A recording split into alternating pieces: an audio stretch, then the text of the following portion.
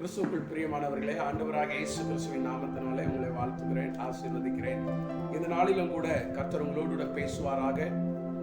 நீதிமொழிகளின் புத்தகம் 23ஆம் அதிகாரம் அதனுடைய 18ஆம் வசனம் இவ்விதமாய் சொல்கிறது: நிச்சயமாகவே முடிவு உண்டு, உன் நம்பிக்கை வீண் போகாது என்று சொல்லி வேத வசனம் சொல்லுகிறது. நன்றாய் கவனித்துக் கொள்ளுங்கள். ஆண்டவராக இயேசு கிறிஸ்துவை பார்த்து சொல்லுகிறார், நிச்சயமாகவே முடிவு உண்டு. எந்த ஒரு காரியமாக இருந்தாலும் அதற்கு முடிவு நிச்சயமாகவே உண்டு. அதற்காக எதிர்பார்த்து கொண்டிருக்கிற, பிரயாசப்பட்டு கொண்டிருக்கிற உன்னை பார்த்து சொல்றாரு, உன் நம்பிக்கை வீண் போகாது என்று சொல்லி. அநேக நேரத்தில் நீ நம்பிக்கையை இழந்து போயிருக்கலாம். எனக்கு ஒரு முடிவும் கிடைக்கவில்லையே, என்னுடைய வாழ்க்கையில நான் எதிர்பார்க்கிற காரியத்தில் ஒரு முடிவு இல்லையே, நான் என்ன செய்வது என்று சொல்லி நம்பிக்கை இழந்த ஒரு மனிதனாய் நீ காணப்பட்டு கொண்டிருக்கலாம். நம்பிக்கை இழந்த ஒரு சகோதரியாய் நீ காணப்பட்டு கொண்டிருக்கலாம். உன்னை பார்த்துதான் கர்த்தர் இன்றைக்கு சொல்லுகிறார், நிச்சயமாகவே முடிவு உண்டு என்று சொல்லி. என் அன்பு தெய்வ பிள்ளையே, உன்னுடைய வாழ்க்கையில் இத்தனை ஆண்டுகள், இத்தனை மாதங்கள், இத்தனை வருடங்கள் ஒருவேளை நீ நம்பிக்கை இழந்து போயிருந்திருக்கலாம். ஆனா இன்னைக்கு ஆண்டவர் சொல்றாரு, நிச்சயமாகவே முடிவு உண்டு, நிச்சயமாகவே முடிவு உண்டு. வேதத்திலே 12 வருஷம் பெரும்பாடுள்ள ஸ்திரியை குறித்து சொல்லப்பட்டிருக்கிறது. அவள் தன்னுடைய வாழ்க்கையில எப்படியாவது எனக்கு ஒரு விடுதலை உண்டு என்று சொல்லி நம்பிக்கையோடு கூட தன்னிடத்தில் இருக்கிற பணத்தை ஏராளமாய் செலவு செய்து பார்த்தாள். தன்னிடத்தில் இருக்கிற ஆஸ்திகளை விற்று செலவழித்து பார்த்தாள். அவளுடைய வாழ்க்கையிலே ஒரு விடுதலை இல்லை. நம்பிக்கை இழந்து போனவளாய் வேதனையோடும் கண்ணீரோடும் கூட இருந்த அவளுடைய வாழ்க்கையிலே ஒரு நற்செய்தி வந்தது.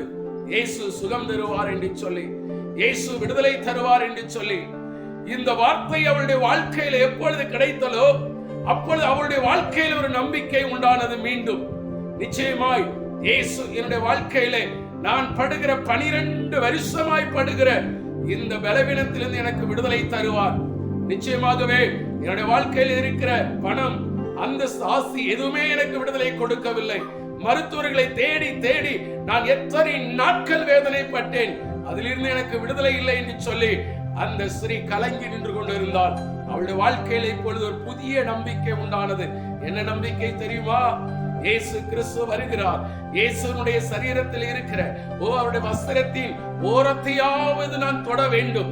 அந்த வஸ்திரத்தின் ஓரத்தை தொட்டாலாவது என்னுடைய சரீரத்திலே காணப்படுகிற 12 வருஷமாய் இருக்கிற அந்த பெரும்பாடுள்ள ஒரு அனுபவம் என்னுடைய வாழ்க்கையில மாறும் என்ற நம்பிக்கையோடு கூட ஜனங்கள் கூட்டத்துக்கு மத்தியிலே அவள் புறப்பட்டு சென்றாள்.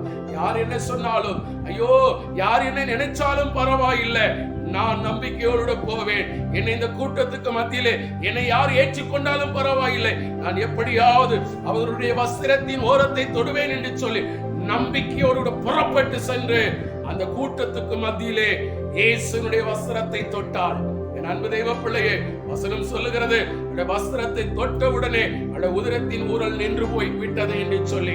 அவளுடைய நம்பிக்கை வீண் போகவில்லை, அவளுடைய எதிர்பார்ப்பு வீண் போகவில்லை. அவளுடைய சரீரத்திலே 12 வருஷமாய் இருந்த அந்த பலவீனத்துக்கு ஒரு முடிவு உண்டானது. அதே போல இன்றைக்கு நான் சொல்லுகிறேன், நிச்சயமாகவே முடிவு உண்டு.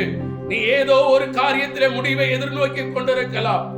ஏதோ ஒரு காரியத்துக்காக நீ முடிவுக்காக ஒவ்வொரு நாளும் கண்ணீர் வடித்துக் கொண்டிருந்திருக்கலாம். முடிவுக்காக ஒவ்வொரு நாளும் நீ தேவ சமூகத்தில் பாரத்தோடு நின்று இருக்கலாம். ஆனால் இன்றைக்கு ஆண்டவர் உன்னை பார்த்து சொல்லுகிறார், என் அன்பு மகளே, என் அன்பு சகோதரனே, என் அன்பு சகோதரியே, என் அன்பு தாயே, தகப்பனே, நிச்சயமாகவே முடிவு உண்டு. உன் நம்பிக்கை வீண் போகாது. இந்த ஸ்திரீனுடைய நம்பிக்கை வீண் போகவில்லை. இந்த ஸ்திரீனுடைய நம்பிக்கையை கனப்படுத்தி விடுதலை கொடுத்த ஆண்டவர் நிச்சயமாய் வார்த்தைகளை கேட்டுக்கொண்டிருக்கிற உன் வாழ்க்கையிலும் அவர் விடுதலை தருவார்.